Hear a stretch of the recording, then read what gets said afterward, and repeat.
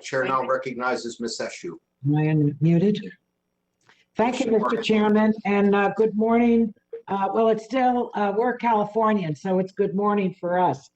I want to start by saying that content moderation, like removing posts or banning accounts, is about treating symptoms.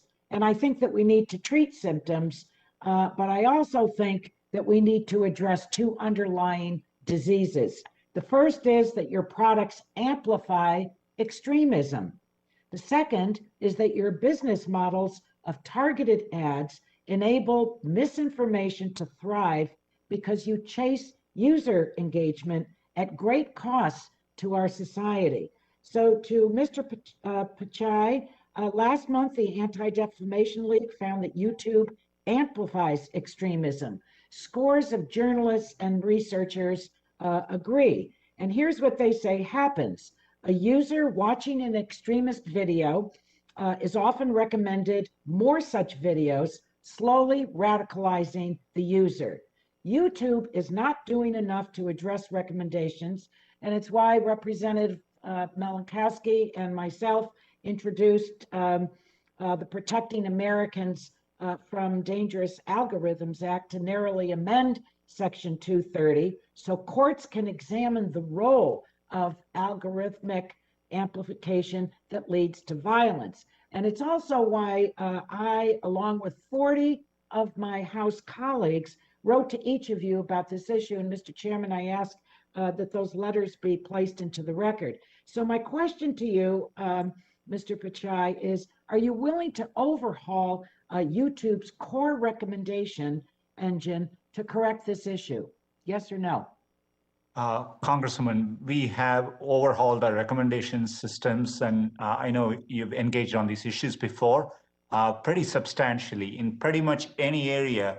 But Mr. Pichai, yes or no? Because we still have a huge problem. And I outlined what are you saying that the Anti-Defamation League doesn't know what they're talking about?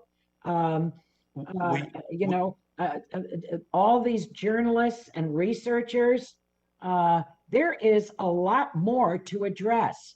And that's why I'm asking you if you're willing to overhaul YouTube's core recommendation engine to correct this. It's serious, it's dangerous. What more can I say about it? Yes or no? Congresswoman, if I may explain, we have I don't have time to explain. So, you know, let me just say this to the witnesses. We don't do filibuster in the House. That's something that's done in the Senate. So a filibuster doesn't work with us. To Mr. Zuckerberg, your algorithms use unseemly amounts of data to keep users on your platform because that leads to more ad revenue. Now, businesses are in business to make money. We all understand that. But your model has a cost to society. The most engaging posts are often those that induce fear, anxiety, anger, and that includes deadly misinformation. The Center for Countering Digital Hate found that the Explore and suggested post parts of Instagram are littered with COVID misinformation, election disinformation, and QAnon posts. So this is dangerous, and it's why Representative Schakowsky and I are doing a bill that is going to ban this business model of surveillance advertising. So are you willing to redesign your products to eliminate your focus on addicting users to your platforms at all costs? Yes or no? Congresswoman, as I said before, the teams that design our algorithms, let me just say this, and I think it's irritating all of us, and that is that no one seems to know the word yes or the word no. Which one is it? If you don't want to answer, just say I don't want to answer. So yes or no? Congresswoman, these are nuanced issues. And okay, so I'm going to say that's a no. To Mr. Dorsey, as the chairwoman of the Health Subcommittee, I think that you need to eliminate all COVID misinformation and not label or reduce its spread, but remove it. I looked at a tweet this morning. Robert Kennedy Jr. Links the death of baseball legend Hank Aaron to the COVID vaccine, even though fact checkers debunked the story. The tweet has 9,000 retweets. Will you take this down, and why haven't you?